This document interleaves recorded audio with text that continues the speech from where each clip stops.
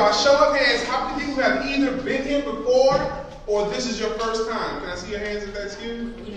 Everybody. So it should be everybody, because you all have either been here before or this is your first time. Come on, let's get it together. All right, y'all ready? Is anyone here ready to have fun? Yes. Anyone here want to have a boring time? Does anyone here know how to cheer? Say like, yes! Yes. Say it one more time louder, yes! Yes. Okay, we're going to play Simon Says from your chair real quick, okay? Y'all know what Simon Says is? Yes. Okay, good. We're playing Simon Says. It starts right now. First thing we're going to do, warm up. Raise your hands. Y'all all lost because Simon didn't say it. I said it's starting right now. Okay, let's try this again. Okay? The game starts now. We're going to play Simon Says. Okay, y'all know how Simon Says goes? Yes. If you know how it goes, say yes. Yes. Simon didn't say yes, so y'all all messed up again. I got you tricked out again. Come on.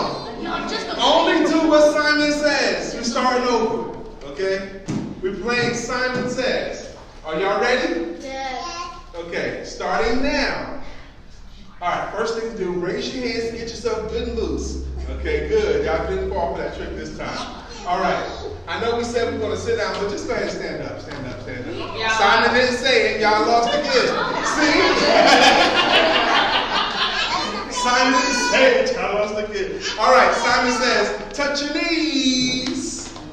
All you guys touch your head, you lost. Okay, Simon says touch your head. Simon says touch your shoulders. Simon says touch your knees. Simon says touch your shoulders. Simon says touch your head. Move it back down to the shoulders. All y'all lost again.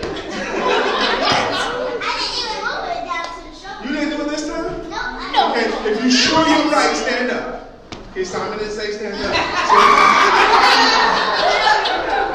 All right, enough of Simon Says. I'm going to bring to you a friend of mine. She's going to be the MC. She's been the MC for the last, I think, this is her third one in a row, I believe. She does a phenomenal job. She's going to ensure that you have fun today. She's going to ensure that you know who the author is today. Her name is Sabrina Sturgis Huff. Please help me welcome Sabrina Sturgis Huff.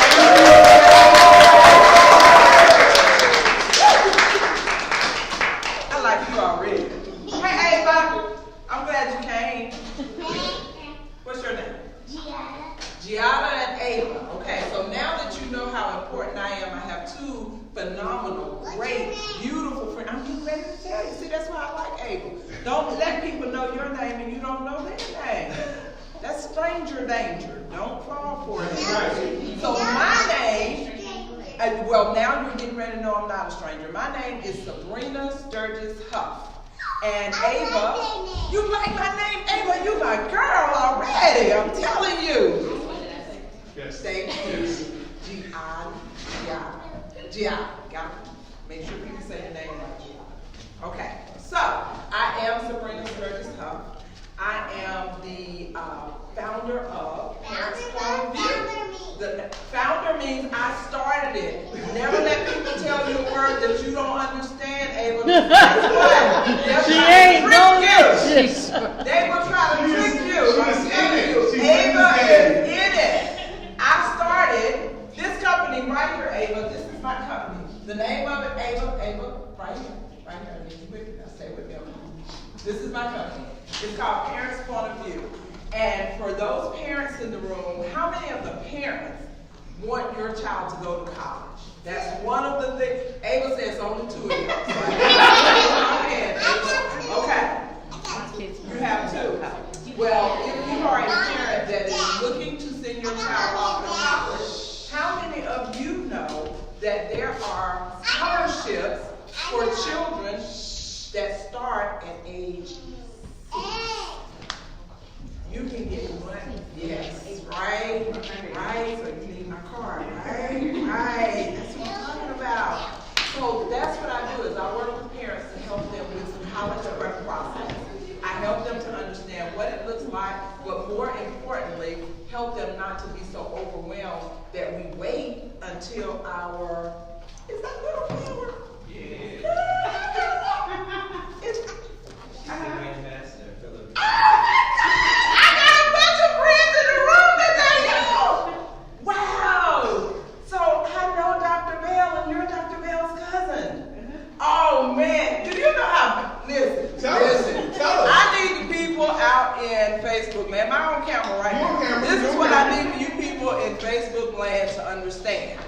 is that there is a celebrity at the Empowerment Authors Showcase Kids Edition. Okay. And this is the reigning ambassador. Will you come stand with me? Uh-oh. I don't want to mispronounce her first name, so please. Jada. Jada. Oh, okay, that's so right. Jada Bell is here with Little Flower. Let's get Little Flower. I want to make sure Miss Little Flower is in the frame. And so I want to send this message particularly to Dr. Florida Bell Griffin, who is the founder of Little Flower. Okay, the Little Flower doll and the book. And so, Jada, I am excited for you being here today. When I saw Little Flower, I got thrown completely off my game, y'all. So I'm going to send her back over here to her mommy, but I just wanted to make sure that we shouted her out because she's sitting up here on the front row. Yeah, that's right. I am excited. Like, the Empowerment Showcase Kids Edition is like on point. Like, we always do great things, guys. Don't get it twisted. Now, I'm not saying that we don't, but there are times when you also have to recognize the foundation of great growth. And the foundation starts with our children. And there are a lot of times when we don't celebrate them. So I celebrate you guys today. I am honored that my friends Ava and Giada showed up today. But more importantly, I'm excited for all of you guys being here today. So now with all of that being said, we're going to have some fun. Ava, you get to cheer. Anytime someone comes here, I need for you to clap. Let me give you that back. I need for you to clap really loud for them. I need for you to make them feel extra special. So we're going to practice right now, okay? So when I go back here now, I need to hear all of my little people, and I need to hear you cheer because I'm right here. So let me see what you're going to do.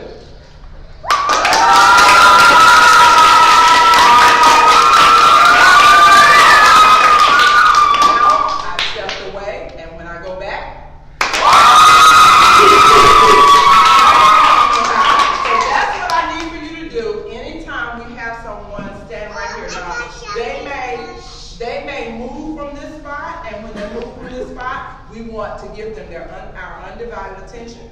So that's what we want to do today. But we have to remember that when someone steps here, we do what? We want to give them all the warm fuzzies that they deserve when they come here. So, without further ado, I'm going to introduce our first children's book author. And this person is the person that wrote the book. I'm telling you, you can say what you want to say, Mama. Ava was meant to be here. So our first author today that's coming to the podium, Ava, our first author that's coming to the podium, get real excited because this person wrote a book, and guess what? I believe it was just for you. It was just for you. It was just for you. And the title of that book is The Tiniest Little Acorn, and her name is, the author of that book, the person that wrote that book is none other than Miss Lisa Santiago McNeil.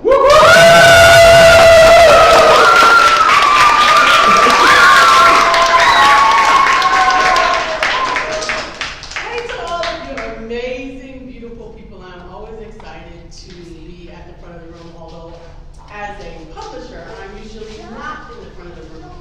Today I am showcasing my book, The Tiniest Acorn, which I wrote because the story about some of the things that I had gone through in my life was a little bit too rough for some people to handle. And so I needed to make it be able to be communicated to anyone. To little kids, to big kids, to everybody. I'm going to share my story with you. There once was a tiny little acorn, and that acorn was all alone in the forest. And it was pressed down in the earth, and it was dark, and it was alone, and it was painfully lonely. And that little acorn cried out in the dark because every time that it would be out there, it would see people walking past, and they would see these beautiful pine cones. And everyone saw the pine cones and said, oh, pine cones are so beautiful. Pine cones, we could take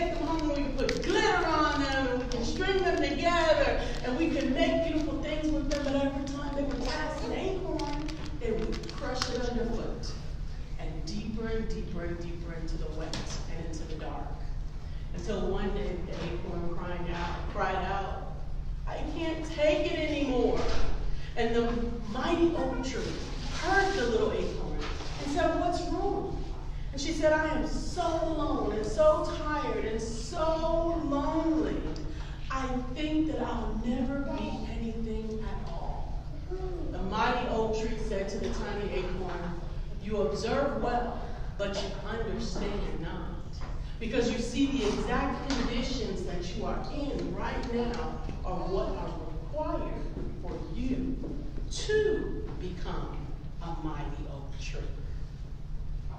When the tiny little acorn finally realized that everything that she was going through in her life was so that she could be just like the mighty oak tree, she couldn't wait to grow. And when she grew, she encouraged other little acorns just like her. The tiny little acorn actually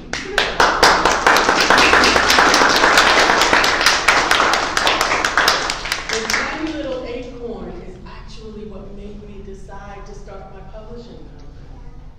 Because I realized that there were people that I could help to tell their stories, that I could help to find their voice, that I could help to be able to grow into whatever type of tree they were intended to be.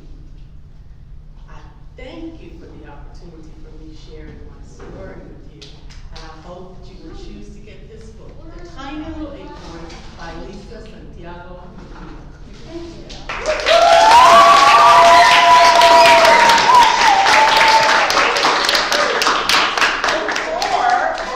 She had like 5 minutes to go. And all of that's on the video now. That's why. Before Miss Lisa Santiago McNeil leaves the podium, I'd like to ask her a couple of questions, and it may even be someone in the room that wants to write, and you may not think that your story is important. And I think what better person than the person that wrote from a place where people may not have wanted to hear her story. And so, Lisa, I'd like to ask you if you'll share with the audience today when there was that place where no one wanted to hear from Lisa Santiago. How were you able to still write? Well, I had to. They didn't want to hear what I had to say. Like many people who have gone through certain things in life, people around you want you to get over it. They want you to hurry up and process whatever you need to process. And they don't want to give you the patience to really navigate through whatever it is that you're going through. And sometimes it's not because they don't care, it's because they don't know how to help and how to handle. Which is why part of this process for me, working with my authors, is giving them permission to touch on those things that are bothering them. And then giving them permission to be for themselves who they wish someone else could be. And it's in that place that we actually grow the story. It's when you become who you wish you had, so that you can move forward into what it is that you want. And it really is about overcoming someone else's opinion about it.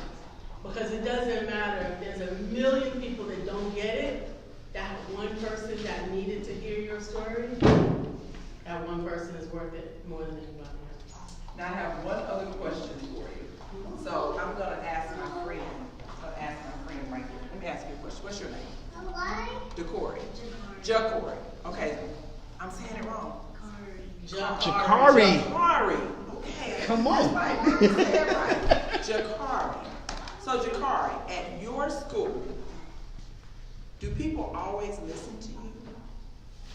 Is it always easy to help the teacher to understand why what you're thinking is important? And how does that feel? Sometimes you care and sometimes you don't. Well, the reason why I ask you that, Jakari, because I believe that Miss Lisa can help you with that. How did you feel, Miss Lisa, when teachers didn't always understand, or adults didn't always understand you? It was both adults and children. And they don't mean not to understand. Sometimes they don't have time to understand everything that's going on. But I felt overlooked. I felt as if my voice didn't matter. I felt as if what I was thinking didn't matter. And it made me afraid to do some of the things that I knew I could do because of the things that they judged that I couldn't do. So I think it's important for us to give our children the opportunity to have a voice. Now, we can't stand up in the front of the room and take over to everything, but by encouraging them to write their stories, and you're going to have the opportunity to hear from a younger author today, by encouraging them to write and share their stories, it gives a voice not just to your child, but to other children that may be struggling with the same issue that they're struggling with. Thank you. Let's give Ms. Lisa.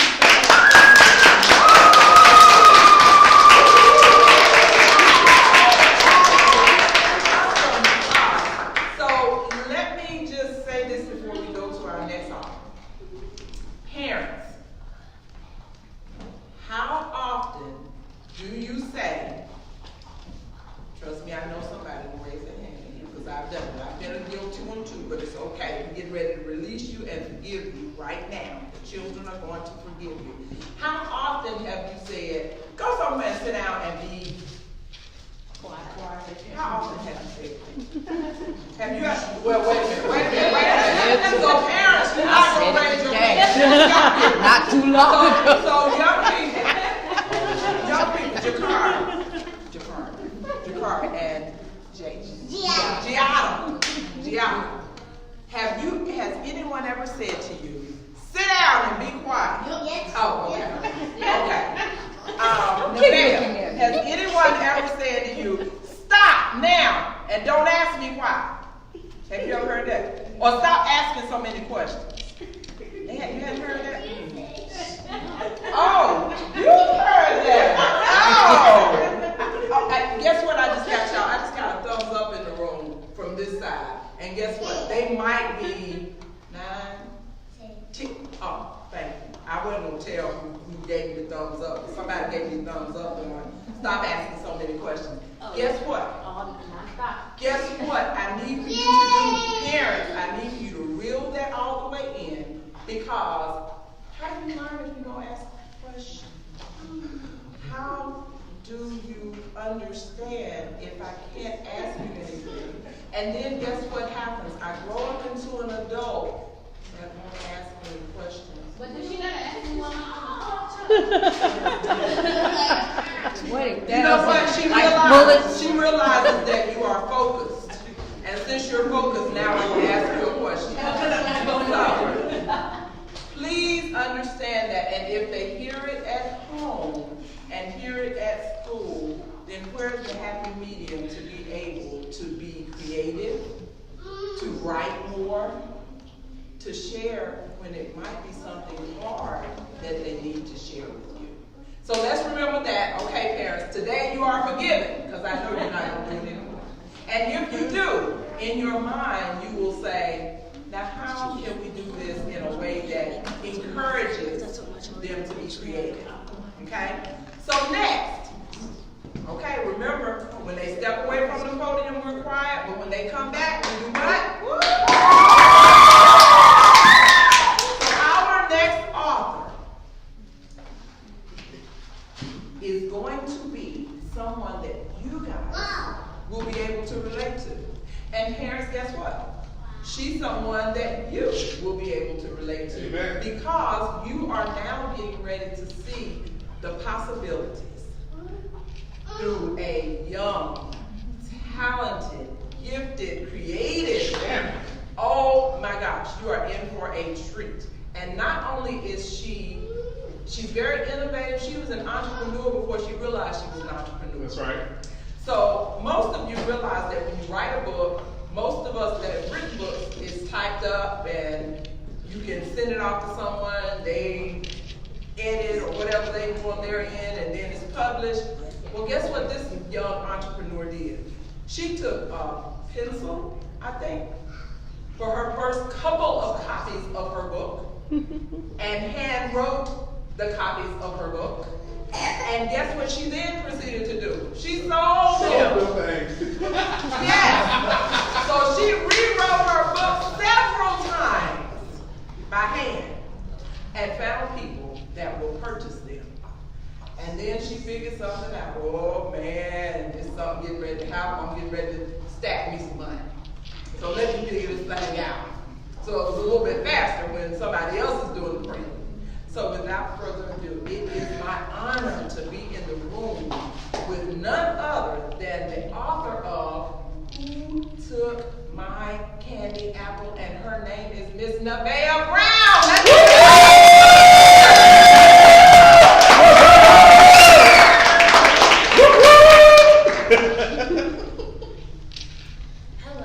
Hello.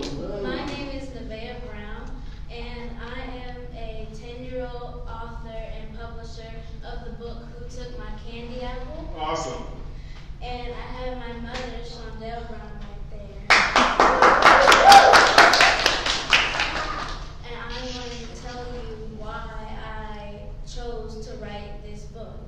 So when I was 7 years old, I loved writing books, and for my family members at family gatherings. And when I was 9, I thought that I should write another book because I haven't done one in a while. And when I thought about writing this book, I was thinking it should be humorous, mysterious, and good for kids to read anytime. And I love writing because it makes me feel like I can write about anything and make my own characters and imagine what it's going to be about. I also like drawing the characters and drawing what they would look like. Writing is a passion that I have. And now I'm going to read the book, Yes. Who Took My Candy Apple? Yes.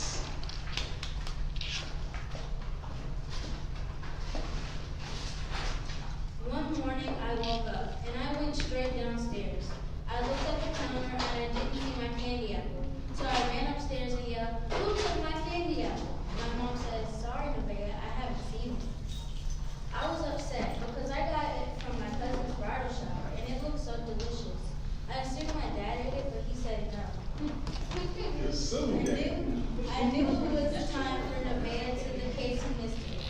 I got my equipment, a stethoscope, lipstick, laser, and a spoon for some strange reason. I told my mom I was going to the park, but I was really going to my friend Jasmine's house, heading to the park for a mystery. She also brought her mystery equipment, sunglasses, tweezers, and a pair of blow-up bracelets if it gets dark. The Nevaeh to the Casey mystery. I called Jasmine and told her about the mystery. "Hey, I'll meet you at the park at 2:05 p.m. with my equipment," said Jasmine. I rode my bike to South Station Park and saw Jasmine. I also brought flyers to hang up on the wooden poles by the children's playground and the track field. We hung them up and asked strangers if they have seen missing candy apples on 430 Mulberry Street. They all said no. "We're heading out of business, Jazzy," I said. "Well, maybe we need to look for it at your house, since that's where you lost it," said Jasmine. I let Jasmine ride on my bike on the way home. When I got home, I looked everywhere for it. I bet it tasted like heaven.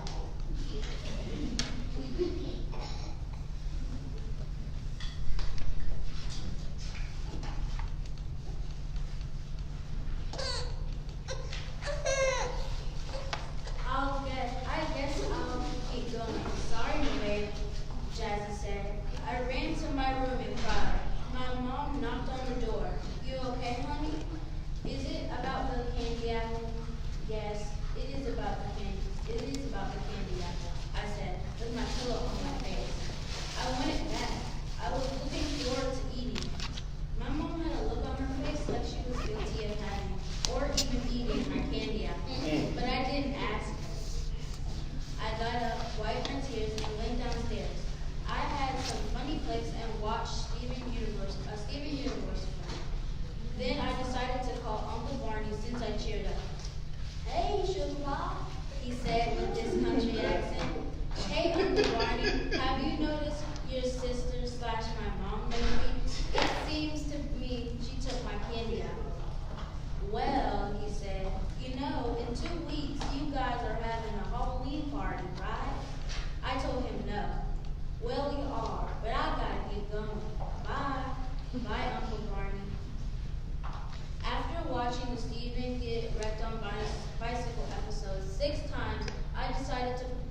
play with my trolls.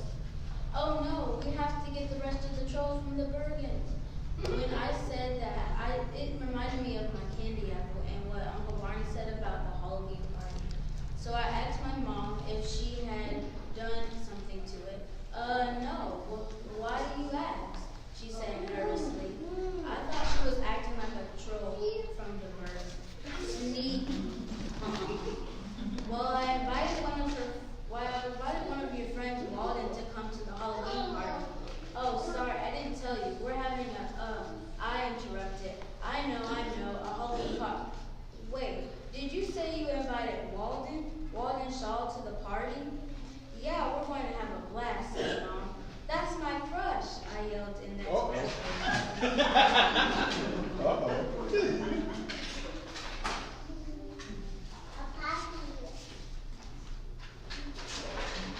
Mom dropped me off school, and I was shivering, so nervous. What if Walden steps up to me and says, "Hey, when is that party?" Or, "Hey, am I still invited to the party?" So I walked to the classroom 4 feet and opened the door. Walden was working on his science experiment, looking straight at me. I slowly walked to the desk near Mr. Gordon. "Hey, so am I still invited to the party, Nevaeh?" Walden said. I turned around and whispered, "Yeah, sure. What are you going to be?" Walden said. "I'm a Frankenstein." "Well, I'm a werewolf," I said. "Cool," he said. I wrote down some notes about the African culture and Silver War and put feathers, leather, cannons, and camels to represent them. I was so nervous that I wrote two of the same cultures down. Class was dismissed, and I ran to the bathroom to talk to myself. What was Mom thinking? Why would she invite Walden, my crush, to the party? Doesn't she know I like Walden? Wow, Mom. As I heard a knock. I wondered if someone was spying on me. So I opened the door, and no one was there. I walked up for carpool and waited for my mom. 4 minutes later, she pulled up to pick me up. I wanted to ask why she invited Walden, but I just kept quiet.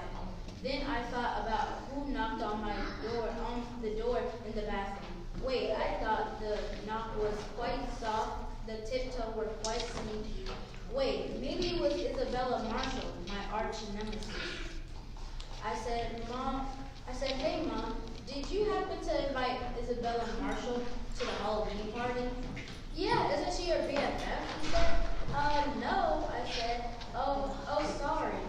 I would only be happy if Mom invited Jasmine.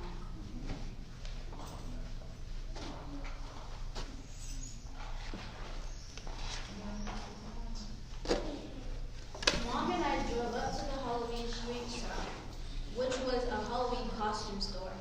I looked around for a werewolf suit with fangs and a plaid shirt. I saw a red plaid shirt and I tried it on and it looked perfect. Then I saw a hat covered in fur and had 2 little furry ears. My head was perfect, with a perfect size. Then I tried the fangs and they looked cool. I brought them all and drove home. The party was in 1 week, so I had to get ready. I cleaned up downstairs in the bonus room and the backyard for our guests. I tried to keep it that way until the party. Mom ordered 16 black balloons, 7 spider cupcakes, and 8 packs of webs to put around the house. It looks awesome. How are we going to keep it like this until Saturday? I asked Mom. Just don't be foolish, she said. It's the day before the party, and Mom put all the webs, spiders, and black balloons up on the ceiling, and put some spider rings crawling on the cupcakes. I couldn't touch it because I had to wait for tomorrow. We're going to trick or treat together. Jasmine, Walden, Casey, Jonah, and Isabella. We're going to the party. Maybe Mom had hid my candy apple under the webs or something. My dad was a pirate with a big black beard. Maybe he hid it in his big black beard. Wait to see what happens tomorrow.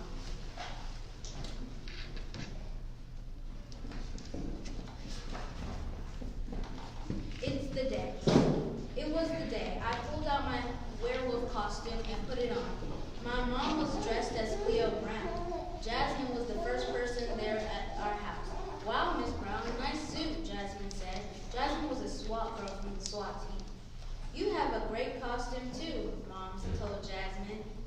The doorbell rang. I opened the door and Casey, Jonah, Walden were here.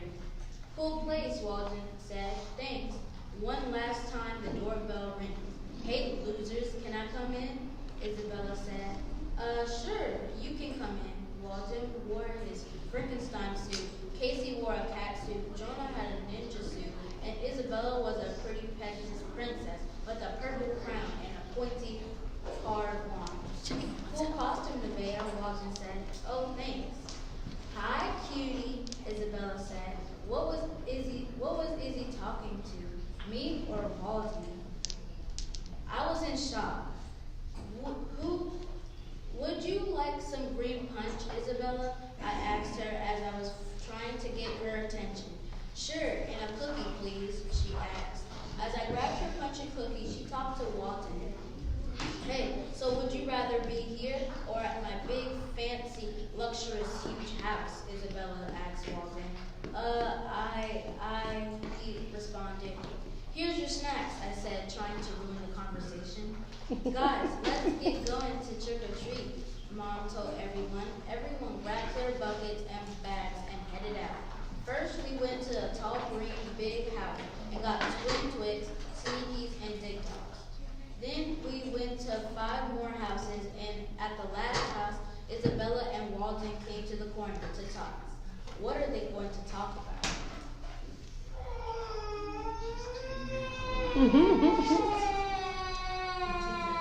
I snuck over to Isabella and Walden. So do you know what I Isabella told Walden. In my mind, I was like, OMG, I hate Isabella. She told Walden I liked him. I never told anyone she has a pimple on her left foot. Oh, well, wow, I never knew. Well, thanks for telling me, Walden said to Isabella. They both followed along with us. Walden caught up to me and was trying to ask me an important question. Hey, Nevaeh, do you? Hey, guys, I found a house, Katie said. Dang it, Walden whispered. I felt so bad running away because I think I knew what he was going to ask. After the house, he caught up with me again. So, do you he was cut off again? Hey, come in, guys. There's a haunted house over here, Jonah yelled. Oh, man, Walden whispered again. I really wanted him to ask a question, but I kept getting distracted. Finally, after the haunted house, Walden just couldn't take it and asked me to go behind the house on 3960 Oak Street. What I've been trying to ask you is if you like me or not, Walden asked me. It went silent for about 3.5 seconds. Who told you? I asked him. Isabella Marshall told me. Of course, I murmured. Well, yes, I do like you, Walden Lascelles Shaw. Yes, I do. I kinda yelled. It was so loud that our neighbors had to turn their 5 sprinklers on. Do you like me? I asked him. My hands were shivering so much I could feel them. Well, promise not to tell, but yes, Walden said. I literally we smiled at each other and walked back with Jasmine. Did it happen? Said Jasmine, squealing. Well, yes it did, I told her. She squealed. I got in front of Jasmine and Walden just ran up to me and held my hand. What will happen next?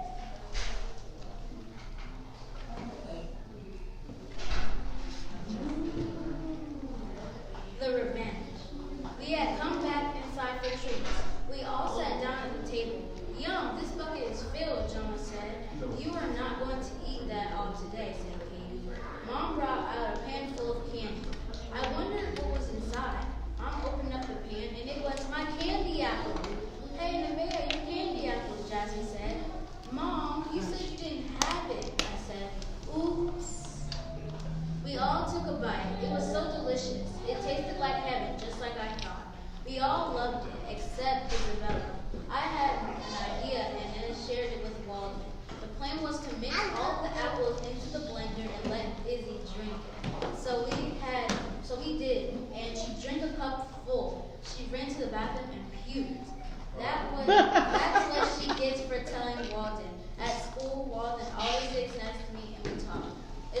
stays far away from us, and we're happy.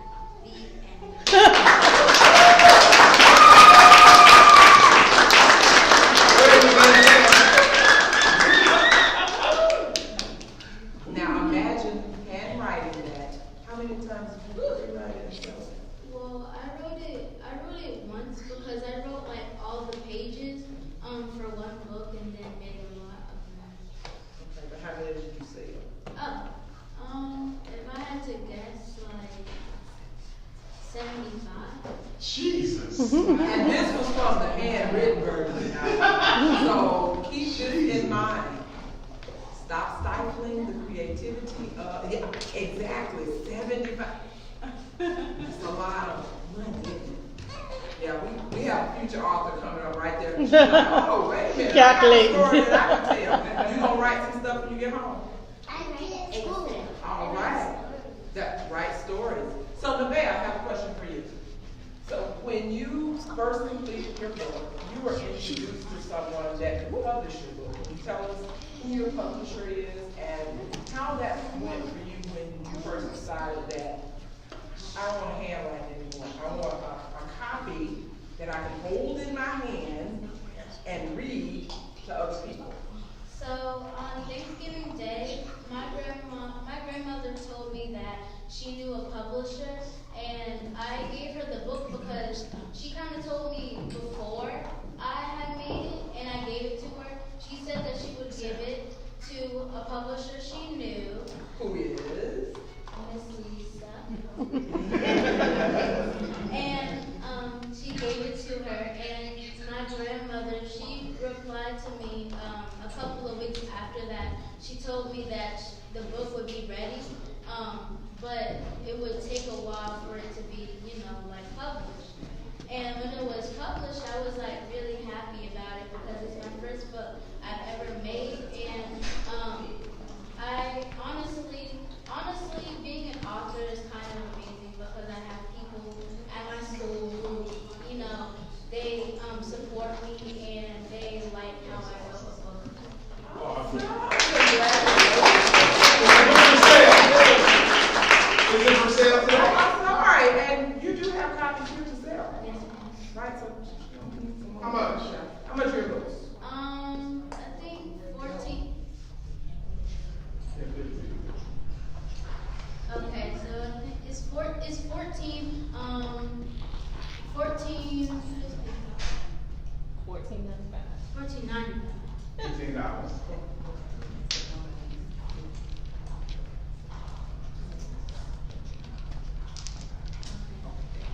Let's give her another hand.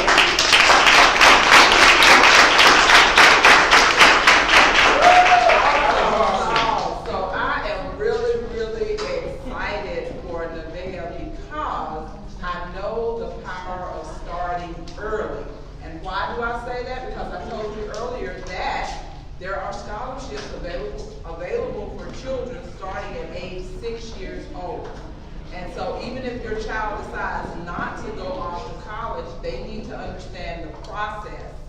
And you need to understand the process, parents. So I encourage you, don't wait till your babies are seniors in high school. It is very stressful if you do it that way. Trust me on that. So that's all I want to say on that. So now, we had a little shift in the agenda, and I'm going to tell you why.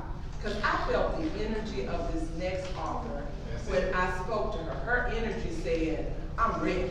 That's it. I'm ready. And she is not only an author, but she's an educator. And I believe that she has a message for our young people and for our parents today that we all need to hear. So without further ado, I want everybody to look at that sign right there, because as you're looking that way, the author of B3 Goes to the Playground will be standing right here.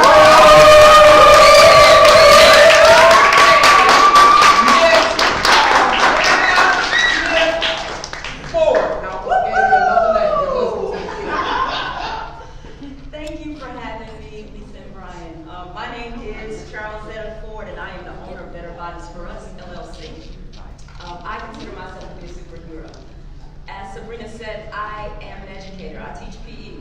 I have been teaching since 2005, and I know that God has called me to motivate children in the area of exercising and eating right. So, my story. 3 years ago, I began the journey of writing my first children's picture book. My heart's desire was to write a book about a superhero, me, that had the superpowers to get children excited about exercising. Well, I failed miserably at my first attempt. I read my story to a dear friend who kindly told me that my concept was good, but the story itself went over her head. Needless to say, I put my writing journal away for about a year. In October of 2016, I was reminded of my purpose, to motivate children to exercise in places I might not ever visit by way of my book. I sat down and restarted my journey. This time around, I was determined to finish what I started because the lives of many children depended upon it. In September, or actually, let's be more specific, on September 13th, 2018, 6 weeks ago, I published my first book.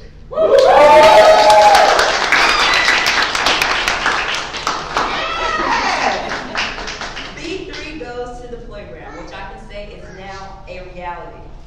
B3 is a superhero monkey who encourages children to be courageous, to be willing to try new things, and to be excited about exercising. So I'm going to read just a section of my book that I consider to be pretty powerful, not because I wrote it, but because God gave me the words to share. So, this is me and that's EJ. Hello, B3, said EJ with a timid smile. B3 stepped forward to shake EJ's hand. Hello, EJ. I'm here today to exercise with you and your friends. I don't like to exercise. I don't have any friends. Some boys laugh when I climb the ladder to the slide. They call me Mr. Plump when I run. They never want to play with me. A single tear slid from EJ's eye. Oh no, thought Mrs. Froggy, I have bully frogs in my class. Please tell me, EJ, Mrs. Froggy said, who was calling you names? EJ did not want to tell Mrs. Froggy the Frog's names. He said sadly, if I tell you their names, they'll get mad at me. B3 sat next to EJ on the swings. EJ, I'm sorry that bully frogs are calling you names. Please let us help by saying their names, said B3. Okay, said EJ sadly.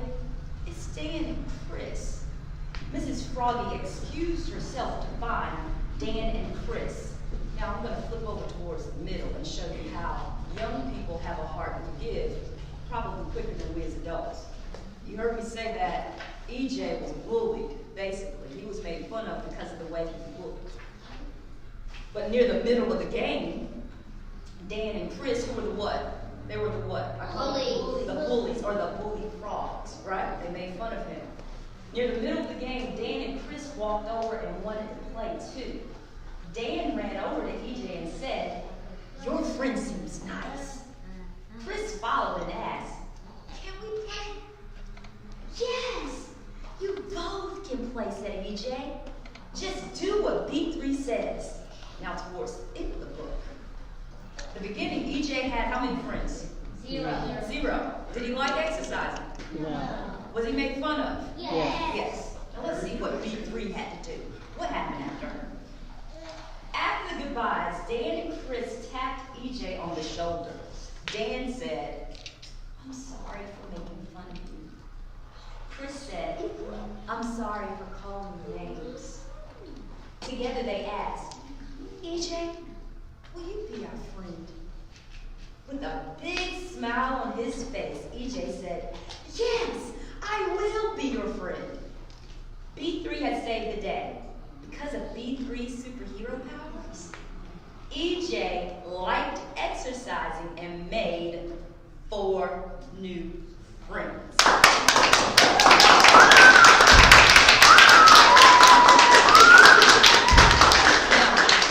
Like I said to you guys, I am a PE teacher. My book does not want you guys to do is have some fun with me. So I want you to stand up. Like Mr. Brian said in his story at the beginning, he had us playing Simon Says.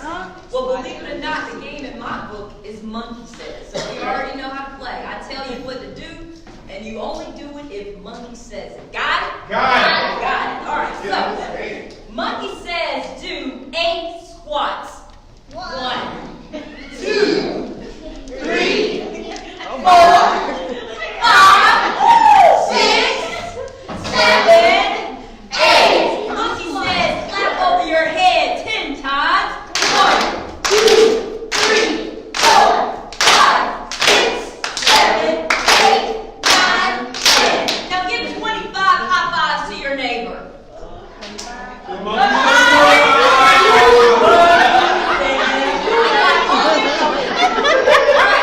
Monkey says, bring out your knuckles and punch 6 times. 1, 2, 3, 4, 5, 6. All right, now feet together, hands by your side. I want you to take a bow. Monkey says, bow. And repeat after me by saying, awesome job. Awesome job. Awesome job. Awesome job. I am awesome.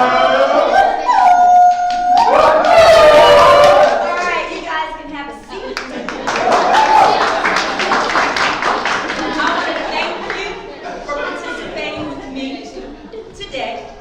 I want you guys to know that you can find my book, B3 Goes to the Playground, on my website, betterbodiesforus.com. You can find it on Amazon.com. You can find this book on BarnesandNoble.com, Walmart.com, and locally at Park Road Books. I even have them in my back car, in the trunk of my car, and in my book bag, and on the table today for sale at $17.99 with tax. Is that all? Yes, $17.99, tax fees will be $20. Well, just see me after if you'd be interested in this. I do thank you for your time today. Thank you. Now,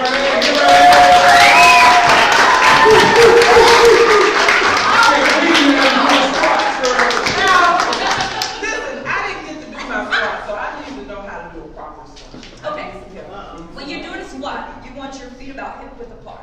Okay. You want to make sure that when you sit down, you're pushing your rear end back, keeping the weight in your heels, and you stand up. Wait, let me give you an analogy. You act as though you're sitting on the toilet. Okay. So when you sit on the toilet, you gotta push back, you sit it down, and then you stand up.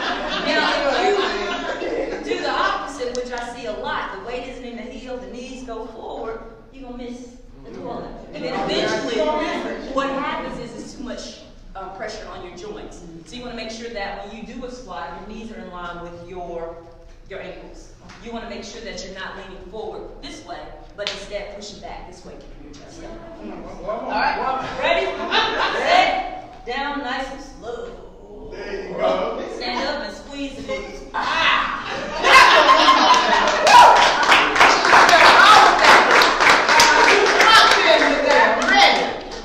So now, Ms. Ford, Yes. we have to ask you this question. You were engaging with the children, and you're talking about bullying in your book. And as an educator, how often have you seen bullying of children, and maybe even yourself growing up? I can be honest and say that as a child growing up, I was bullied. I was made fun of because of the way I look. I grew up in a home in which my parents made me wear dresses every day, so I didn't look like everybody else. My dresses looked like curtains as opposed to normal. Wow. So I was made fun of. I've been teaching now for 14 years, and I have seen a lot of kids made fun of. I began at Northbridge Middle School, 6th, 7th, and 8th grade, and I tell you, that was the most brutal time. I had to take kids aside and let them know that their words actually hurt others.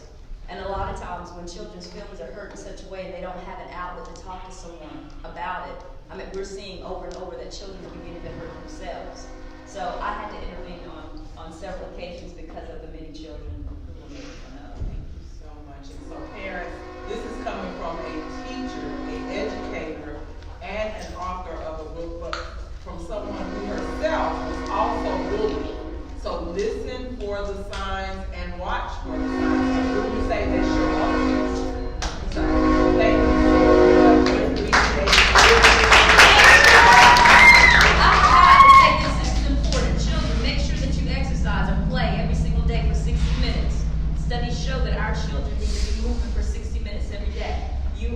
future. And if you're not taking care of yourselves now, then you won't be able to take care of us. We're already older, so as you get a little bit older, we're gonna get even older, and we're gonna need you to take care of us.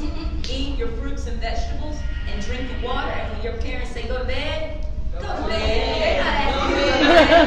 They're not asking you to go to bed because they're tired of you, but they're asking you to go to bed because your bodies need that rest to restore and recover for the next day. So please, please do something different because we need you to take care of us. Good job. With us today. How awesome is that? Awesome. These three has been in the building. I did 2 squats and life is wonderful. I'm gonna work on that now. I've seen some of the results for other people. I already know. That's why I wear it like that. Anyway. Without us, we definitely don't want to neglect the fact that we have vendors in the room today. And so we are going to bring our first vendor up so that he can share his story. He can share a little bit about how he started his phenomenal company. And so without further ado, we are going to bring to the podium the entrepreneur himself, Mr. Anderberry owner.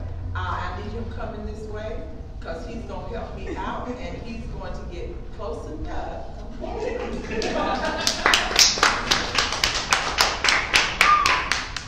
name's Aaron. I know who you were supposed to do in my ear, Aaron.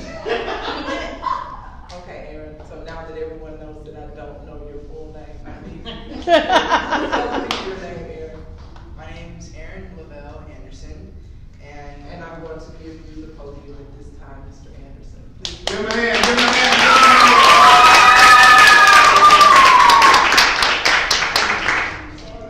So, of course, my name's Aaron Anderson. I own my own business called Anderberry Bracelets, where I sell rubber band, handmade jewelry bracelets. And I just wanted to talk where I began, where I'm at right now. And here they are right now. I make like majority of the colors you see today, sports teams, sororities, fraternities. I just do like a vast amount of colors. I've come to events like this. I do public speaking all the time and everything. So let's get started. I'm 12 years old. I started 12 years ago. No, not 12 years. 5 years ago. I started 5 years ago when I was 7. I learned how to make the basics of the bracelets at a summer camp. And yeah, I got really interested in it. I was good at arts and crafts. And I had a field trip coming up. I wanted to learn how to make some money. I didn't want to keep asking my mom for money because I knew she got annoyed at some point. So I started my own business. And I started selling at a laundromat. And I made a few sales. And that first day I sold out, so I raised my prices and everything. Smart. And that's right. Yeah. If there's a good back. And of course, my mom, she helped me out too. She made my business cards. She helped me make the bracelets too. She does all my social media and everything. And yeah. And I've been going to a lot of places where there's a lot of people, especially when the sports are playing on, especially when the Panthers too, because we live in North Carolina and a lot of Panthers fans. And yeah. And so today, I'm doing pretty good with my bracelets. I'm working on starting some more events, and a lot of my past experiences have been really good. And a lot of times I may not have gotten all the sales, and I may have said no a lot of the times. But I just wanted to let you know that with motivation, a lot of great things can happen. And if you just keep going, you know, not all the times you may have that yes if you're an entrepreneur or you got your own business. Not all the times your first sale is your first time doing something. It's not always going to be great success. But if you just keep going, you know, you'll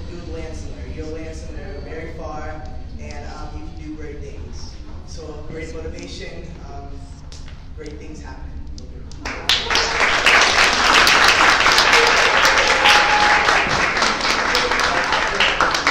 Thank you. Aaron, you have a huge supporter of your wristband. I'm saying, I want you to make it say it right. It's wristbands and bracelets. Bracelets, because it's and your berry bracelets. And so you have a huge supporter, and you talked about her a little bit. And so I'm gonna put her on the spot, because parents, sometimes you don't know how to get your young person started in their own business. But today we have Aaron's mom with us, and so I'm gonna ask her to come up real briefly.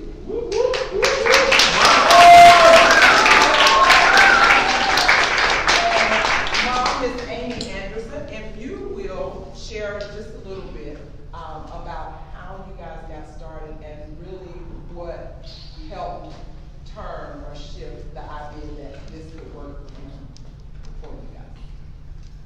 Well, first of all, I just want to thank everybody for being here. I mean, this is just, I mean, especially the youth. You know, I see, I'm letting them sleep right there. He's resting. He's resting. I thank everybody for being here, especially the youth. We were really honored to actually be a part of this as well as a vendor. You know, mainly because in life, we all tend to go through some things, you know, ups and downs. I wish life sometimes was just, you know, an even trajectory up to success. But a lot of times that's just not the way it is. I've had a pretty successful career in terms of, you know, working for employers.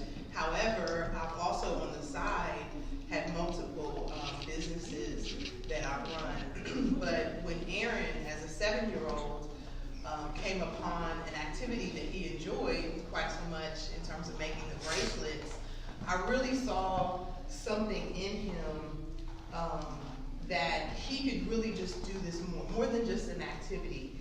He could actually earn money for this. So when he had, you know, 30 or so bracelets that he came home with summer camp, and you know, he doesn't wear jewelry all like that. So I said, you know, what are you gonna do with this? And he's like, I can sell them.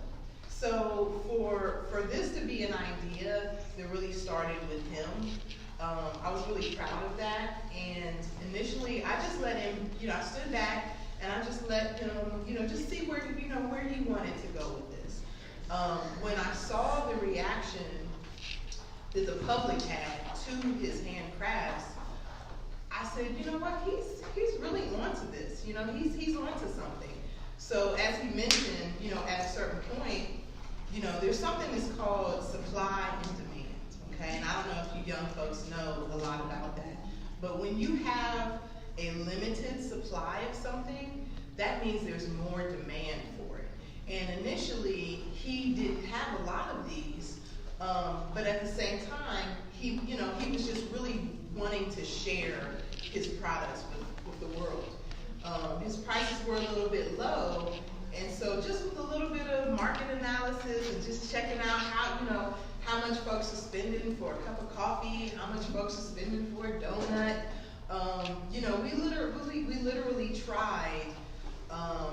We went to a donut shop on a Saturday morning and just really upped the prices, and folks were still buying them. They were still really supportive of and it wasn't just about the product of the bracelet, it was about what he represented.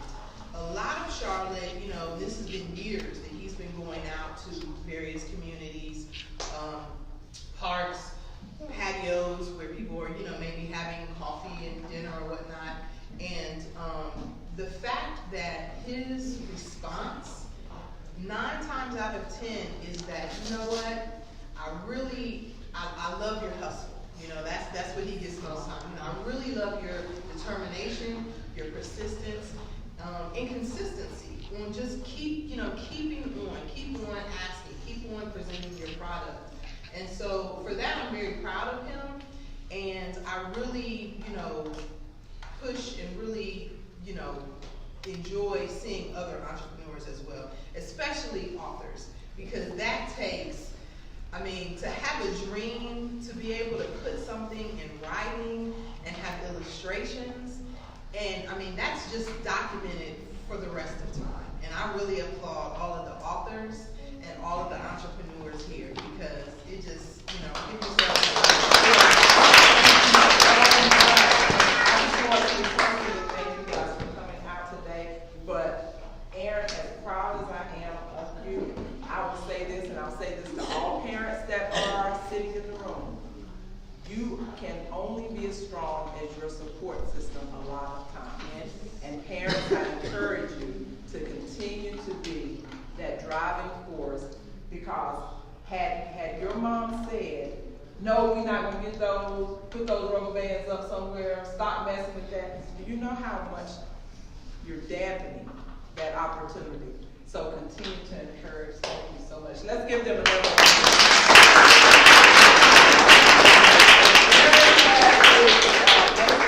on the table, and they are for sale. Are they different prices? Yes, they range, well, they're basically $8 and $12. They range from $8 to $10 to $12. Yes. Okay, so the businessman will meet you right there at the table. Thank you very much.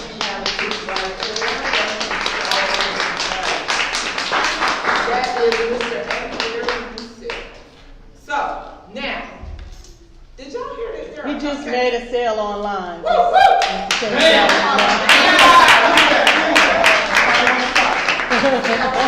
So when you get up here, authors, keep in mind that there are people out there that want to purchase your service, your products, maybe even for you to come out and teach them how to do this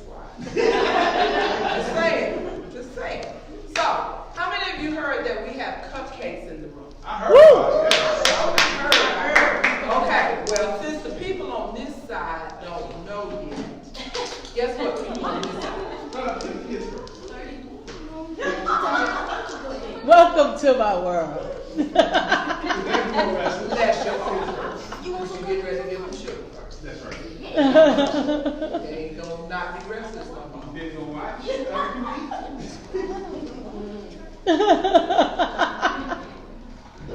So, I let him rule only for a few minutes. With that being said, we are now going to split the room, and these, wait, Miss Cupcake Lady, so how much of this side of the room is family with you? Everybody in the back of the room? Four people. Oh, four. Oh, four. These four. Okay. Because what I was going to do is move them around, since it's on the floor, we won't do that. Scratch that. So, the people on this side of the room, we are going to get samples from the cupcake. Yes. Yes. We're going to get samples. So, we're going to let those that are on this side get their samples first. Now, Cupcake Lady, I don't know how you have it broken up. Oh, we have time. But do you have the samples ready for them to give them and get back to their seat?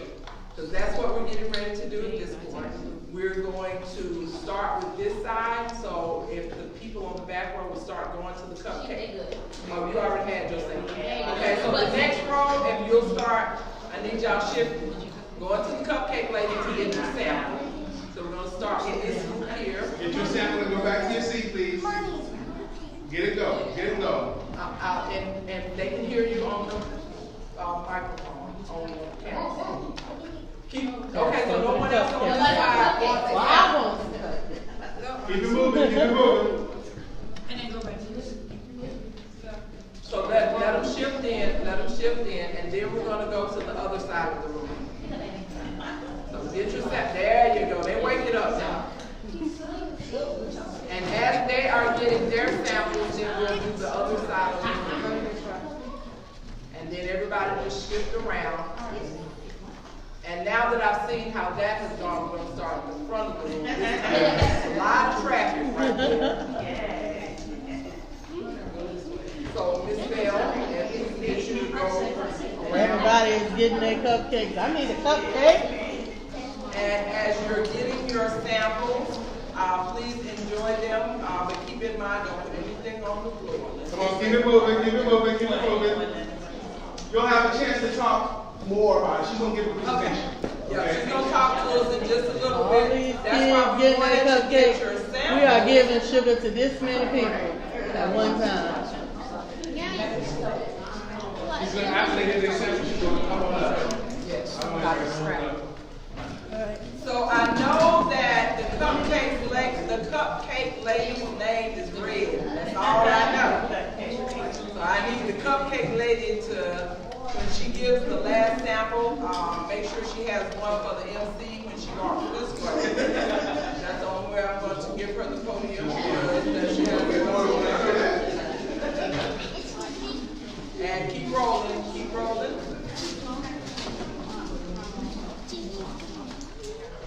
Okay, so now that there are some happy people in the room right now, I can tell by the empty cups. Now, the people that aren't happy are people that hate this stuff real bad. It doesn't even matter. Because I have a feeling that whatever she gives me is going to be good just from the look on your face. Just hope my cup has more in it than you guys have. So now, All right, come on, people. Cups for Kids is Cakes for Kids. And the owner of this company is Red. That's all I know. And so when she comes to the front with my cupcake, she's going to tell you the rest of the story. So Give her let's a give hand. a hand to Red.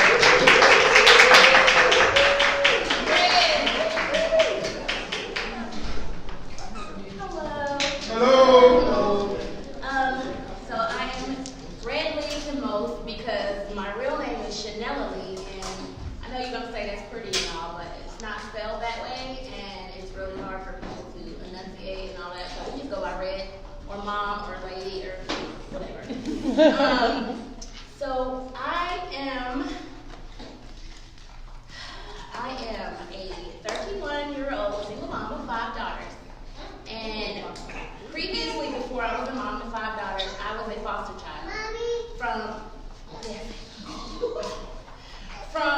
Basically from in and out of foster care from birth till about age 8. And once I turned 8, me and my sisters, we were foster kids until we basically aged out.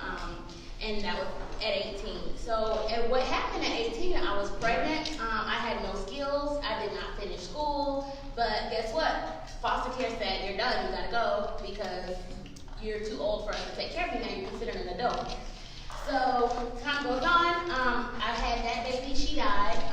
And I guess it was just a moment right then. It was really hard for me. It was a really dark moment in life because all I ever wanted was a child. And to lose my first child was something.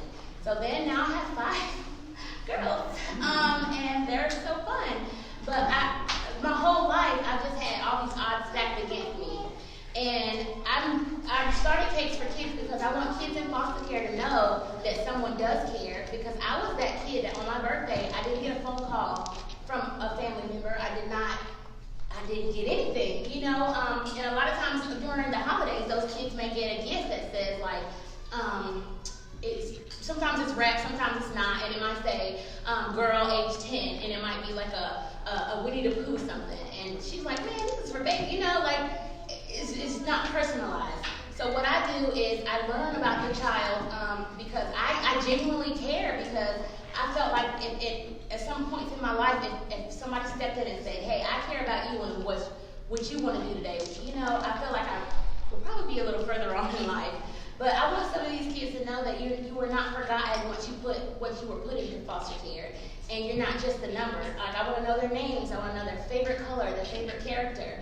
And then as they get older, when they turn teenagers, I want to give them a skill so that when they age out, whether they're finished with school or not, they'll have a skill that no one can take from them, that they can. Right now, the skill I'm giving them is decorating cakes, because that's what I do. But if somebody else has if you know how to weld, then I'm more than happy to say, hey, here you go, give these kids some welding lessons, because not all kids want to learn how to decorate cakes. But these are skills that they can go anywhere with. When I was on bed rest at home, I was doing cakes. When I was at home, I've had preemie babies. I couldn't work in a grocery store. But they telling me I'm done. But I could not work, you know, when I couldn't work out in an actual clock-in job,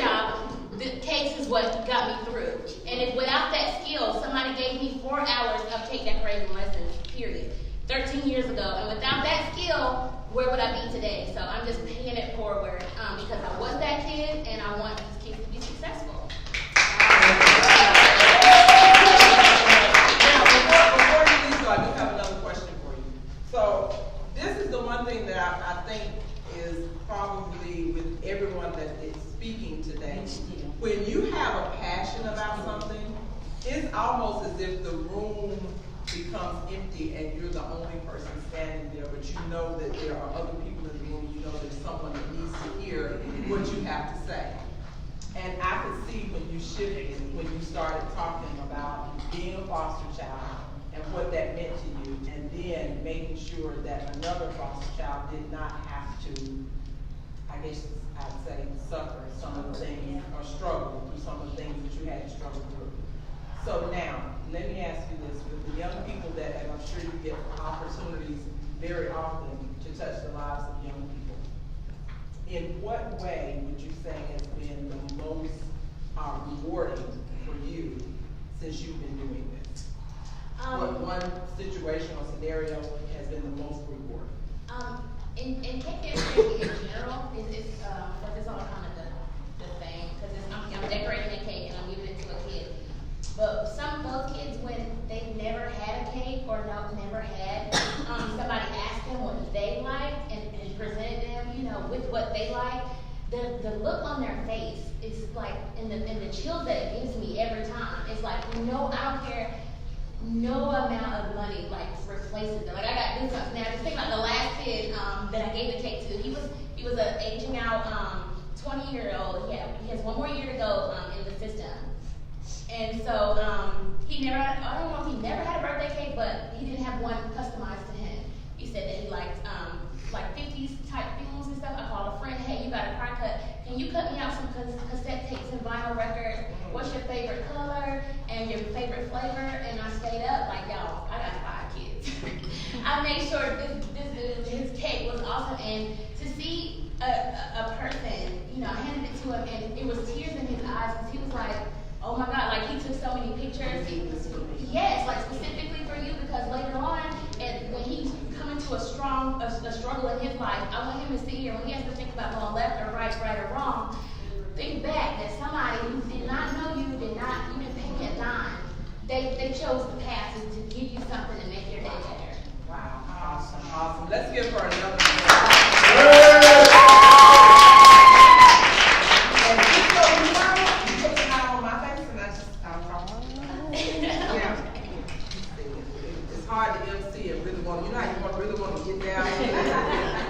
I'm going to bring the next person up and then I'm going all the way down there, okay? So, now this young man is by far one of the most lively, energetic, and at the same time, very serious about his passion, okay? And so he's going to bring it to you, but what I will ask him to do, even before he gets started, he may already have the way he's going to go, but one thing I'm going to ask him to do is talk about being little Brian. Because I think sometimes as adults, young people think we've arrived. But there was a time when you sat in, what's his name? Yes. Damien. I think there was a time when little Brian sat in a seat like Davion, and so now Davion needs to not hear from Big Brian, he needs to hear from little Brian. Because now Big Brian has learned something that, guess what, Davion? He's going to be talking just to you. He's going to call your name, Davion, and little Brian, he's a big boy now, but there's a part in him that still remembers. How old are you, Davion? How old are you? You're 2. Maybe he doesn't remember being 2. It's been a couple of years since he's been 2. He can remember a little bit. Well, I need for you to speak to Davion today, because Davion wants to hear from you. So without further ado, I bring to the podium the author of Mr. Why Rhinos Make Great Salespeople. Mr. Randall Brian. All right, he just told y'all all that, and I'll tell you his name, Mr. Brian Give Sabrina a hand.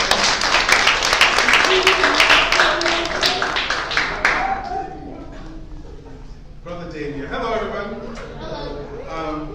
I did have a way I planned on doing, but I do everything Sabrina told me to do, so I'm going to just do what she said first. Okay.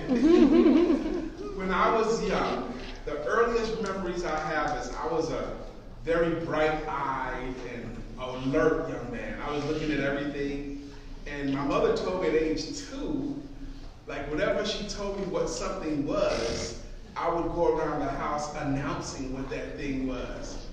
This a chair, mommy. This a table, mommy. This a book, mommy. This a refrigerator, mommy. That's an airplane, mommy. That was me at age 2, announcing the things that I knew about audibly. When I got to about 4 or 5, I learned how to read, and I used to stand up and read in my house out loud the Cat in the Hat books. You know? The sun did not shine, it was too wet to play, so we sat in the house. We did nothing that day. I sat there with Sally, we sat there, we too. How I wish we had something to do. Too cold to go out, too wet to play ball. So, you know that story? Yes, sir. That's the Cat in the Hat, right? So we sat in the house, we did nothing at all. All we could do was sit, sit, sit. And we did not like it not one little bit. Thump, and something went thump. How that thump made us jump. We looked and we saw him step in on the mat. We looked and we saw him, the cat on the hat. And he said to us, why do you sit there like that? I know when it's wet and the sun is not sunny, but we can have lots of good fun. That is funny. I know some new games we can play in the cat. I know some new tricks in the Cat in the Hat. Can you guys tell I know that story? Yeah. Because I read that story again and again and again. And I got it. One of the things, how old are you, young lady? 11. I was in the 6th grade when I was 11. What grade are you in? The 6th grade, just like me. And here's the bad thing about it for me. Because by the time I was in the 4th grade, I had got the reputation of being the smartest boy. And I was the smartest boy in the 5th grade. I was the smartest boy in the 6th grade, 7th and 8th grade. And I didn't merit well. It troubled me. My reputation was I'm the smartest boy, so I had to always get the highest score on the test. I felt pressure because I was the smartest boy. They know me as the smartest boy, so I felt pressure on me. And it carried all into my adult life. Brian is the smartest boy, so he's supposed to succeed. And when stuff didn't happen the way I wanted it to happen, I would just be crushed a lot. How can the smartest boy not make any money? How can the smartest boy not have a house by now? How can the smartest boy have this tribulation or that tribulation? How can the smartest boy go through a divorce? And then another one. How can this happen to me? So, yes, she asked me about boy Brian into the man Brian, and I'm conquering that demon today. You ready to start my clock? It's too late. Your time is up. I'm going to start my clock now. I had to ask them stuff first. Anyway, I'm taking creative license because I'm the co-founder of this event with my wife, Lisa Santiago McNeil. Give her a hand, please. I like rhinoceroses. Anybody else here like rhinoceroses? What do you like about a rhinoceros? What do you know about them? Yes, ma'am. That has a big spike on its nose. It's got a big spike on its nose. That's right. Some people call it a horn, but it's a big spike. Yes. They're known for their like armor on the side of their That's right. their arms, and they're known as powerful swimmers as well. Powerful swimmers, armor. That's right. Anybody else know anything else about rhinos? Yes, ma'am. Well, I was thinking about wolves. Okay. Different animal. But rhinos are my thing. There was a book written in 1980 by a guy named Scott Alexander. The book was called Rhinoceros Success. And in the book, it was comparing rhinos to cows. Like a cow could stay in the same field its whole life, never even wonder what's over the hill. As long as it's got enough grass to eat, enough water to drink, the cow don't care about nothing else. Rhinos are not like that. Rhinos have to go find out stuff. Rhinos have to charge after stuff. And he would start running parallels between rhinos and cows. And then I saw a National Geographic special about rhinoceroses, how they got 2-inch thick skins, and how they're physically strong, and how their legs work. So then I created this story that I told to adults only. The story was called Why Rhinos Make Great Salespeople. Why rhinos make great salespeople. Rhinos make great salespeople because a rhino, just like a great salesperson, doesn't take things personally. Rhinos have thick skins. Great salespeople don't take things personally. That's apparent. Rhinos are physically strong, which I equated to being determined like a great salesperson would be. Rhinos have amazing hearing. They can hear everything. And a great salesperson is a great listener. Rhinos have very bad eyesight. They can't even see stuff, little stuff. They walk right through little stuff. And great salespeople don't even notice little things that can get in the way. It's too hot, it's too cold. Great salespeople don't even notice little stuff like that. They just keep it moving. And rhinos keep it moving too. But the coolest things about the rhino are the last two things: the horns and the way their legs work. A lot of rhinos have two horns, a little horn and a big horn. And I equated the horns as the little horn is the little goal that you must accomplish before you can get to the big horn. And no matter what direction the rhino looks, he still can see his horns or his goals. And a great salesperson will always see their goals no matter what they're looking at. They still can see their goal too. And the last thing is the way the rhino's legs work. A rhino is physically unable to walk backwards. They just can't do it. Their legs don't work that way. They can stop, they can turn around, but backing up, they can't do it. So when you go for your goals in life, the way a rhino will go for their goal in life, the only physical option you have is to continue forward until you reach your objective. Now, I have been telling that story to adult audiences for more than 20 years. And in December of 2016, my wife had the great idea, Brian, let's make that into a children's book. And we did. So I read a book, Why Rhinos Make Great Salespeople, featuring Mr. Randall the Rhino. Now, I like my book because just like Charles had a book, my book is anamorphic. That means the animals act out the role of the people. And this is set in a classroom setting. And Susie Rhino is bringing her dad to school for career day. So you see here, Mr. Randall's in the class, and he's going to tell the class why rhinos make great salespeople. And I even had a 16-year-old kid illustrate this book for me. Drew the pictures for the book. And he's telling the story that I just told you guys. He's telling the same story. He's in the classroom. You got characters in the classroom like Miss Ozander the ostrich is the teacher. You know, so we got all these animals in this book. I like this book because it introduces to children one of the key skills in life. In my opinion, the two most important skills in life are the ability to communicate, articulate a thought, explain a concept, and the ability to sell. I think if you learn how to do those two things, you'll be more successful than mastering those two things than any other two skills in life. I do offer my book here, Why Rhinos Make Great Salespeople, featuring Mr. Randall the Rhino to you guys here. Now, for normal folks, I'll charge $20 for this book. But for you guys, I'm charging $15 for this book. I love it when parents send me pictures of their child reading the book. I love getting the testimonials about this is my daughter's favorite book. This is my son's favorite book.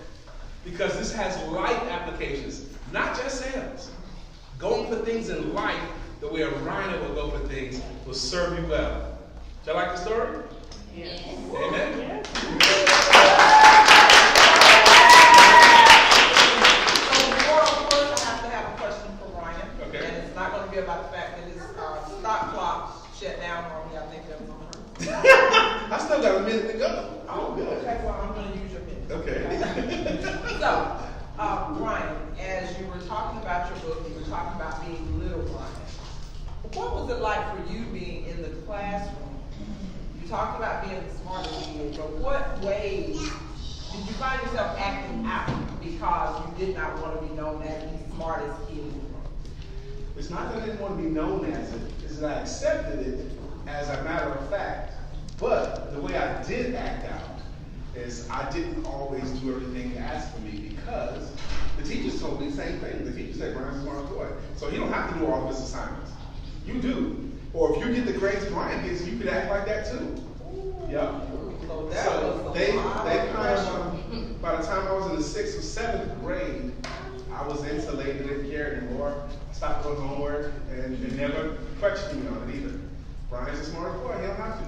And did you see that as being the right thing to do or the wrong thing? Because sometimes we can hear things from adults Looking and back on take it. it as being the gospel. Absolutely the wrong thing to do. It was the wrong thing to do for me. It stunted my growth, stunted my development until I was a senior in high school. It finally caught up to me my senior year when I started getting teachers who wouldn't tolerate that. But other than that, I was just breezing through, and I didn't apply myself because that's my reputation. I didn't apply myself at all until I got to be a senior in high school. That's it. Thank you so Thank you. much.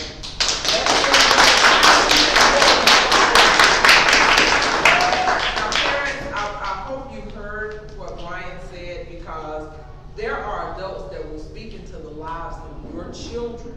Yes. And unless you are really conscious of what's being planted, that seed is going to grow up, and it will become a tree in this society, and it may not have been fertilized with the right stuff.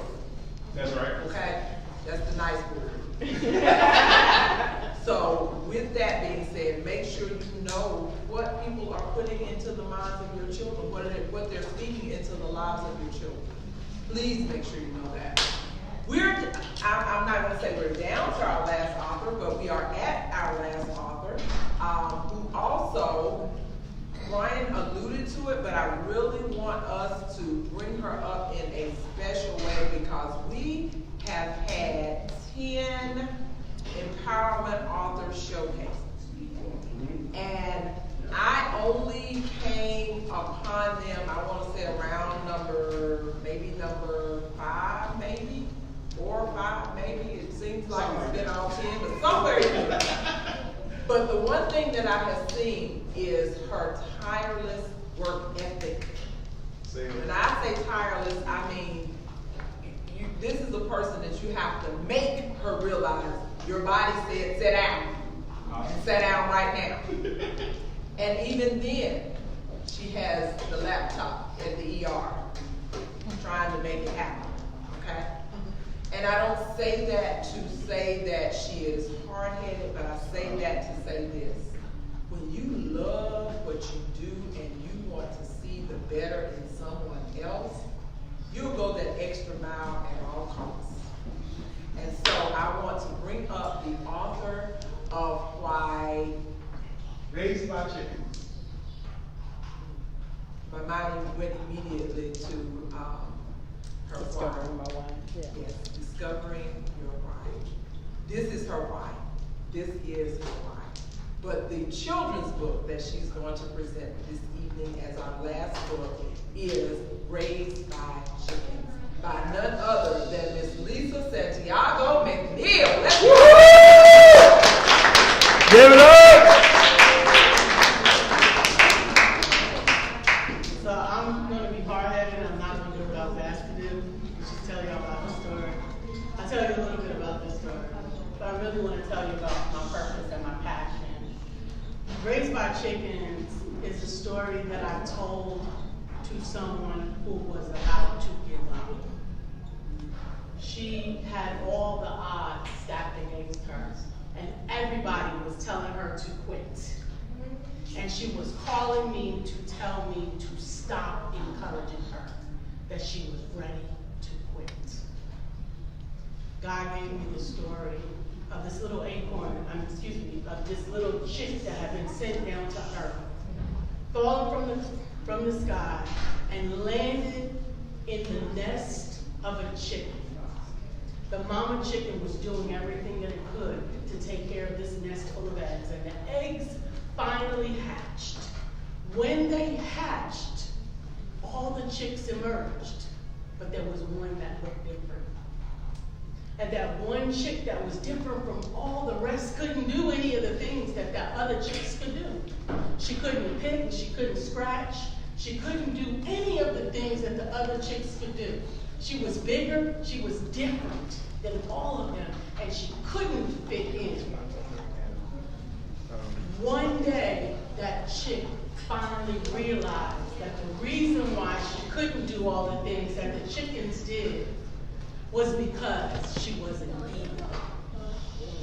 And so many people who are being raised by chickens to think that they have to scratch and scrape each and every day for every little bit that they get, don't realize that they are actually eagles that are intended to fly and soar above everything and accomplish more than any chickens could ever think that they could do. Helping her to see that the people who were telling her to give up her dream really didn't mean her bad. They wanted her to face reality. You have 8 children. You need to be doing something that makes more sense. But she had a dream of building a business, of teaching languages to many, many children, and there were people that just couldn't see her vision. There's going to be people in your life that can't see the vision that was placed in you.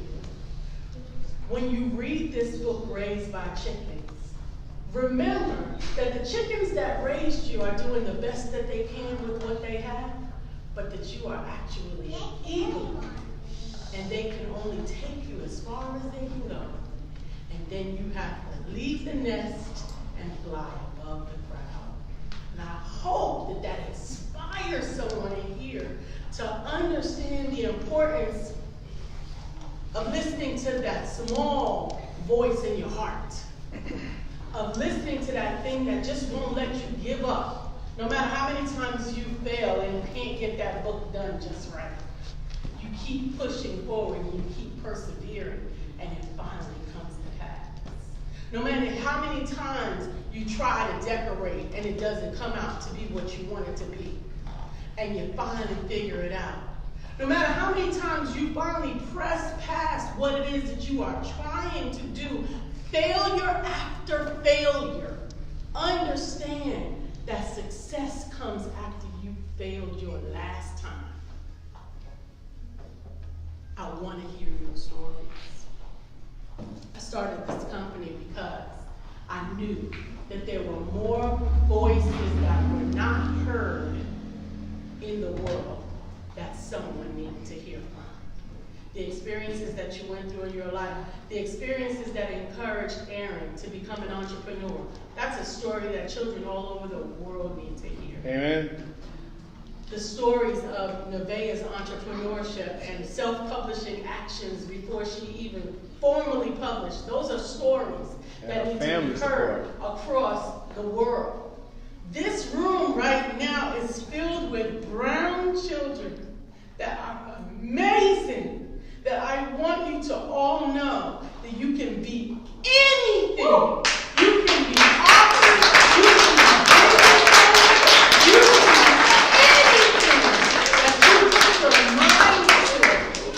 And this is why we host these showcases month after month after month, because there are too many people failing to understand that with faith, all things are possible. I got enough faith for everybody in this room. And if I can help you to accomplish your goal, whether it's in entrepreneurship or publishing, then I want you to contact me as if you are on fire. Because now is the appointed time. And I just appreciate all of you for coming out. Please continue to explore the vendors before you go. We have gift bags for all the children with their information. And does everybody in here have a cell phone? If you would take out your cell phones real quick. And I would love for you to text me so that I can send you a special thank you from me to you. Let me know when you're ready and I'll give you my phone number. What's your number? It's 704 493 2035. We hold classes on youth entrepreneurship, on youth publishing, as well as adult programs to help you to build and grow your business, write your book, tell your story, and change the world. Thank you.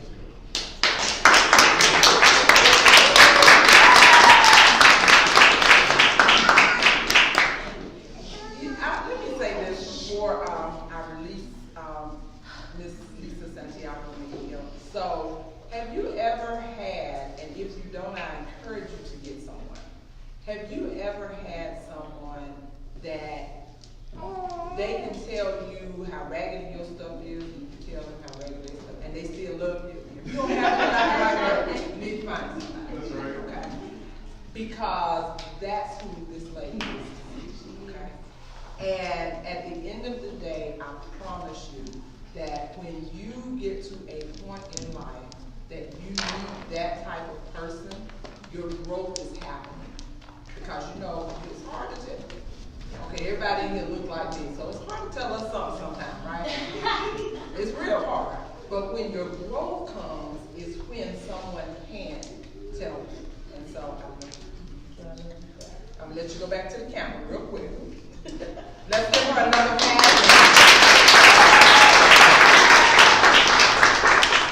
So we are ending, but we do not want to end because we have a young person here. And one thing that I will say more than anything is, as adults, if we learn that we can slow down long enough to give the highway to our children, we will see phenomenal things happening. I mean, phenomenal things. And so this young lady, excuse me, came with her family from another event, and she would have been here earlier, but she has sat through everything that has been said and done, and we would be remiss if we did not yield the floor for the ambassador for the Little Flower doll, one and only Miss Jada Bale. Give her a hand.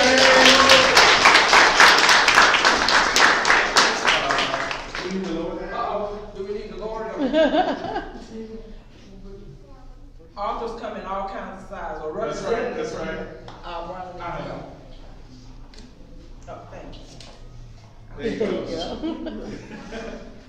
Good evening, everyone. Good evening. I'll try to be really quick and make this quick from the parent side so that Jada can say what she needs to say about her book.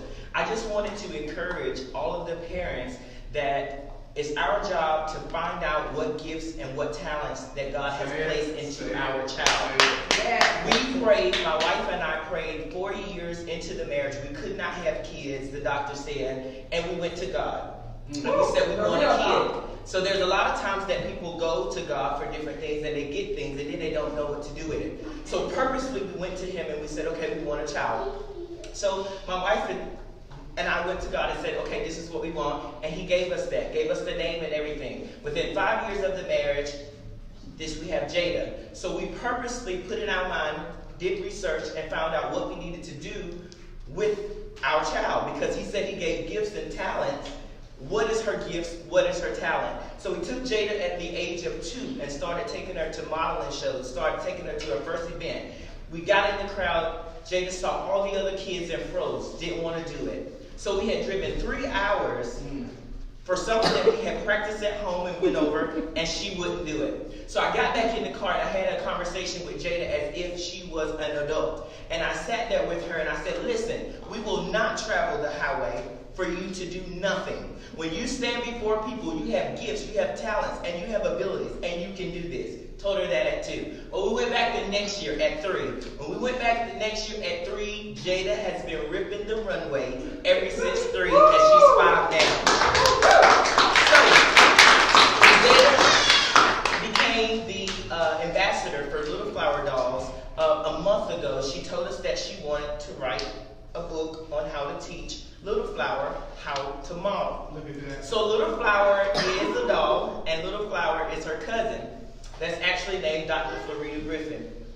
So Jada, and along with us, got together and said, how can we make this happen? So Jada has been modeling since the age of 2, and Little Flower had been in movies and did artist work and painted. So we decided to put the two together. So in the book, book, it talks about that. Jada, can you tell them a little bit about your book? My book is about Read and Believe. And it's about, I teach my cousin Little Flower, she's a girl, I teach her how to model, and she teaches me how to paint. Awesome. So, Jada, can you show them actually how you model, and you can start from there to here. I'll hold the book for you, and you could model. Just do your walk from over there, and I'll hold the book. Show them what you taught Little Flower.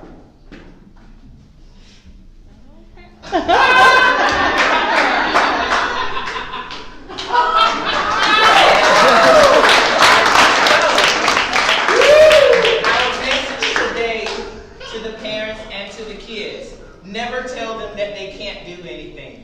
Make sure that it's your job as the parent to find out what are their talents, find out what their gifts is. It may not all the time be what you expect it to be. Something that you didn't get a chance to do when you grew up or grew up, that may not be what that child has to do. So Jada is acting, she's modeling, she's doing the whole nine because that's what Jada wants to do. Thanks.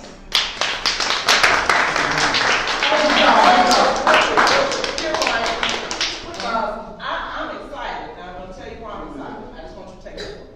So, I'm excited because I know her family. And so it was almost like when I saw the Little Flower doll, it wasn't that I was ignoring Jada, but I recognized Little Flower. I was like, what? That's Little Flower. Because I know Dr. Bell.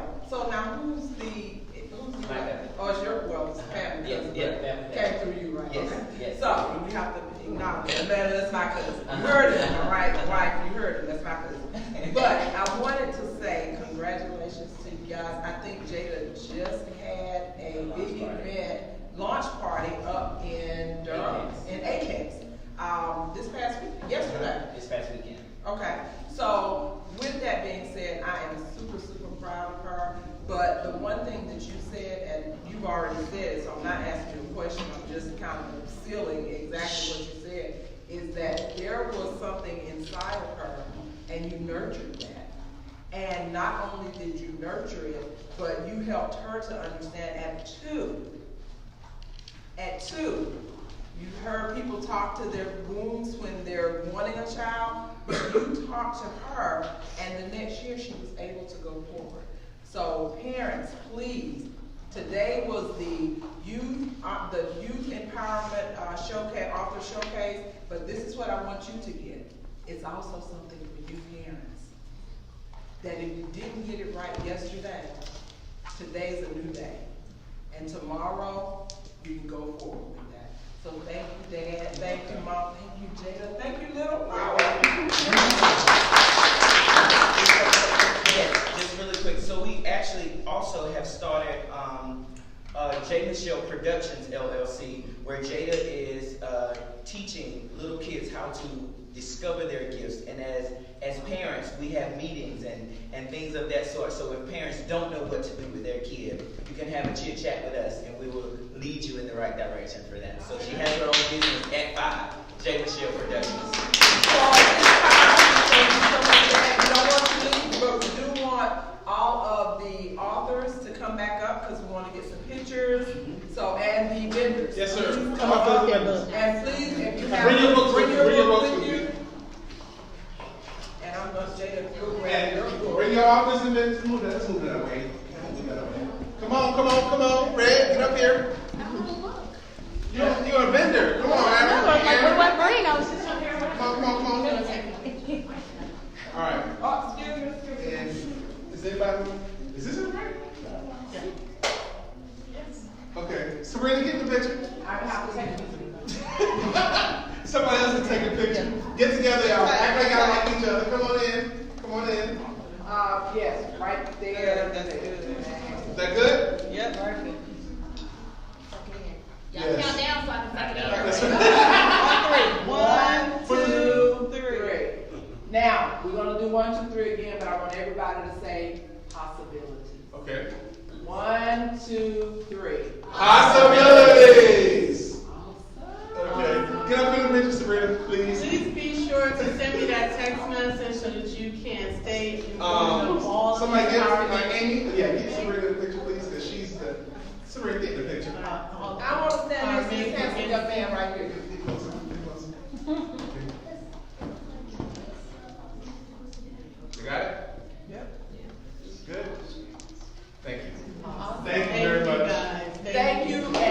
think. Yeah, we do have gift bags with candy in them for all of the children. Would you guys like it? Last thing we're going to do, before you go get that, Lisa, get ready. Hold on, Lisa. Lisa. Stop. Did anybody here get anything out of today's event? Yes. Anybody that got something that you loved about today's event? You did? Do you want to tell us what you liked about it? Okay. Is anyone that got something out of today's event you want to come and tell? Come on up here. Okay, now listen up. Everybody's going to listen. Come stand next to me. I want you on the camera. Lisa, you got her on the camera? Is she on the camera? Yeah. Okay. What did you like about today?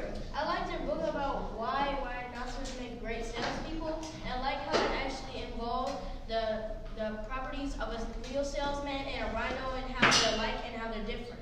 What's your name? Demia Monet Faust. Huh? Demia Monet Faust. I like your definition of it. Give her a hand. This is yours. That's the end of the event. Lisa, do you want to say anything to close out? I don't. Did you want to say something to young man? Come on up here. I don't have another book to get him, but come on up here anyway. What's your name? Jakari. Come to the front of the camera. All right. Basically, I learned don't follow the other crowds and be even sort away from other people. Because then if you end up in a wrong crowd, something can happen to you in life. Amen. Good job. This young lady wants to say something. Come on up. We're going to let you do that. How you doing?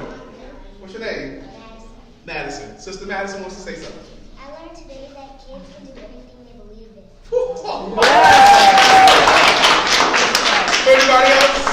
Come on real quick. Be quick. I'm trying to close this out on time. Sister Nevaeh was a featured author. Okay, what you got? That if you have a dream, just follow it and don't ever discourage what you want to be in life. That's right. Thank you. I thought when I said that I was getting exalted to say something, but that's okay. I'm glad the kids are saying. Anybody else? We're going to thank you guys. This is the official end of our 10th Author Showcase. Give yourselves a hand. Stop the recording. You're done.